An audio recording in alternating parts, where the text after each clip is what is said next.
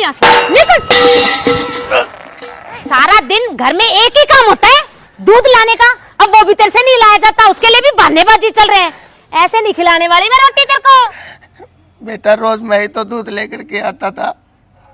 2-3 दिन से मेरी तबीयत खराब है, मुझसे तो चला भी नहीं जाता, मैं कैसे दूध लेके आऊंगा। तेरे ये बहाने और ड्रामेबाजी रोज रोज नहीं चलेंगे, तुझे हराम की खाने की आदत पड़ चुकी है। मैं तुम्हारे बाप की उम्र का हूँ और तुम मुझसे कैसे बात कर रही हो। बाप की उम्र का है ना, तभी तुझे यहाँ फ्री फोकट में खाना खिला रही थी, नहीं तो अब तक तुझे घर से बाहर निकाल देती। लेकिन आज है ना, हद हो चुकी है।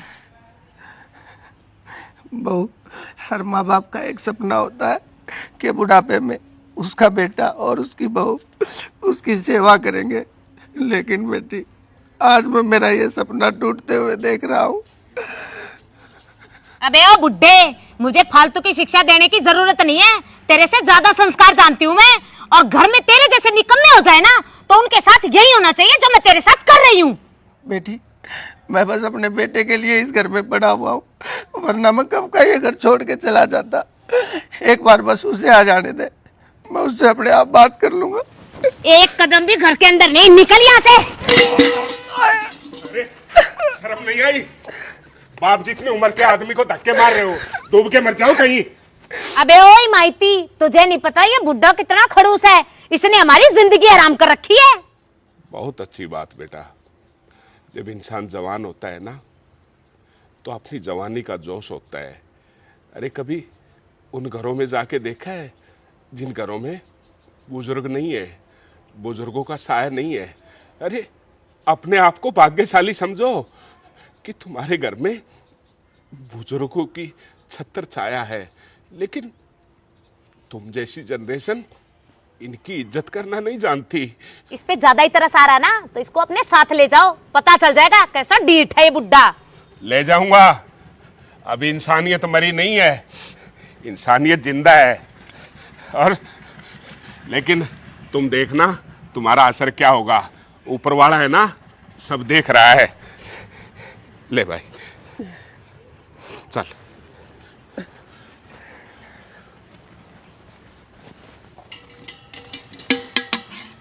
राजीव, कुछ दुख दर्द तकलीफें हमें अपने कर्मों के हिसाब से मिलती हैं। लेकिन भाई साहब, मैंने तो आज तक कभी किसी का बुरा नहीं किया, फिर भगवान पता नहीं मुझसे किस जन्म का बदला ले रहा है। कोई नहीं, सब ठीक हो जाएगा, किसी बात की चिंता मत करो और इसे अपना ही घर समझो। ठीक है भाई साहब। अभी बुखार है तुझे? नहीं, ठीक है। डॉक्टर को दिखा दूंगा मैं। हैं? हर रोज की तरह फिर किसी बीमारी को घर में ले आया। इस बुड्ढे ने इस घर को धर्मशाला बना के रखा हुआ है। क्या हुआ दीदी, कौन है ये? अरे मुझे क्या पता कौन है, लेकिन ये मेरे ससुर है ना, इन्होंने पूरी दुनिया का ठेका ले रखा है। हर रोज किसी ना किसी को घर पे ले आएंगे और फिर कहेंगे बहू अदरक वाली चाय बनाना। परेशान करके रख रखा है मुझे तो। बहू बेटा 2 कप अदरक वाली चाय बनाना। मामले में मैं बहुत भाग्यशाली हूँ कि मेरे बहू और बेटा बहुत अच्छे मिले हैं मुझे। धन्यवाद बेटा, सही कहते हो भाई साहब। बेटा, हाँ बाबूजी। ये तुम्हारे अंकल हैं और आज से ये हमारे साथ ही रहेंगे, तो इनके लिए भी खाना बना देना। वैसे बाबूजी कौन है ये? ये मेरे साथी हैं। जी बाबूजी, आपकी तो पूरी दुनिया साथी है, बस हम ही नहीं है कुछ। हर रोज किसी ना किसी को उठा लाते हैं यहाँ पे। कितनी संस्कारी है, और कहा मेरी बहू मुझे धक्के देकर घर से निकाल दिया। कोई नहीं, तू चिंता मत कर, सब ठीक हो जाएगा। यार अर्चू, 1 कप चाय मिलेगी? थोड़ा थक गया हूँ यार। थके तुम नहीं हो, थक तो मैं गई हूँ। अरे क्या हुआ? पूछो अपने बाप से जाके, मुझसे क्या पूछ रहे हो? आज फिर किसी बीमारी को घर में ले आए और पता क्या बोले, आज से ये भी यही रहेगा। इसी काम के लिए हूँ क्या मैं? यार बाबूजी भी ना बस। मुझे नहीं पता सुमित, अपने पापा से ना क्लियरली बात कर लो। या तो तुम्हारे पापा और जो उनके यार दोस्त है ना, ये दुनियादारी है जो उठा उठा के लेके आते हैं, या तो वो लोग इस घर में रहेंगे या फिर मैं रहूंगी। मेरे बाप ने तुम्हारे साथ में शादी की थी, यूं नहीं कि दुनिया का धंधा पीटती फिरूं मैं। ठीक है, मैं बाबूजी से बात करता हूँ आज। बाबूजी। हाँ बेटा। खाना। और तुम ठीक हो? हाँ ठीक है बाबूजी। अच्छा, वो जो तुम्हारे अंकल लोग हैं ऊपर, उनको पहुंचा दिए खाना? हाँ उनको पहुंचा दिया बाबूजी। ठीक है बेटा। बाबूजी हाँ बेटा। मुझे ज़रा सी कुछ बात करनी थी आपसे। बात तो मुझे भी करनी है बेटा तुमसे। तो बाबूजी पहले आप ही बताओ। बेटा,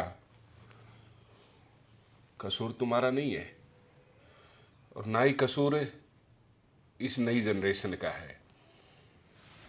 पता नहीं कैसा माहौल आ गया कि आज जो हमारे बड़े बुजुर्ग हैं और जो उनके बच्चे हैं, उनका आपस में तालमेल, कॉम्बिनेशन नहीं बन पा रहा। तो मैं नहीं चाहता था कि मेरे अपने घर में भी ये दिक्कत आए।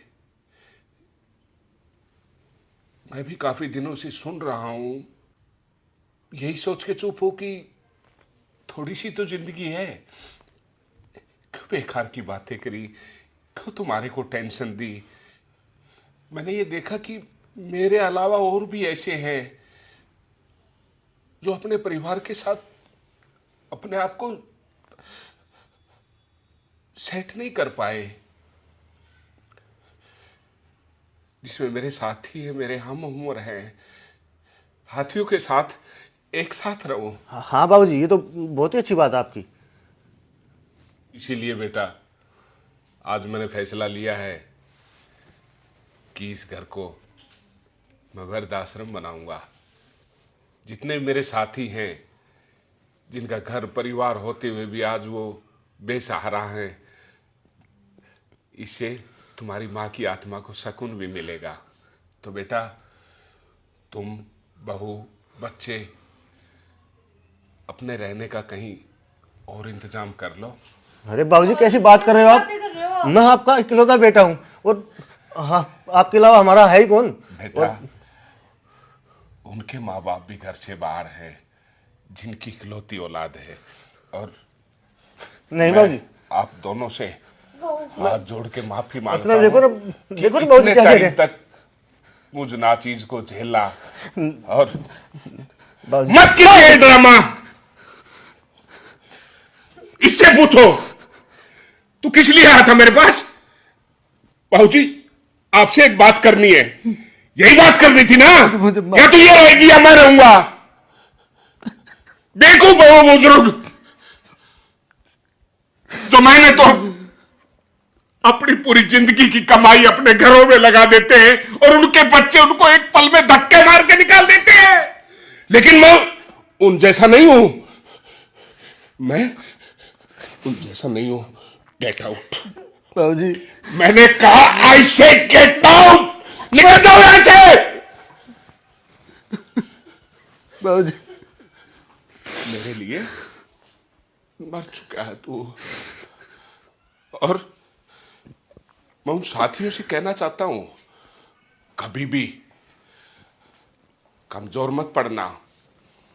अगर किसी और साथी के साथ ये वारदात, ये हालात हैं तो हिम्मत, क्योंकि ये सपनों का घर आपकी मेहनत से बना है और आप इसके मालिक हैं। अगर कल को बच्चे हमारे ऊपर हावी हो गए और हम चुपचाप सहन कर रहे हैं तो हम बुजदिल हैं। बुजदिल नहीं बनना, हमें कठोर बनना है। हरे कृष्णा, हरे कृष्णा।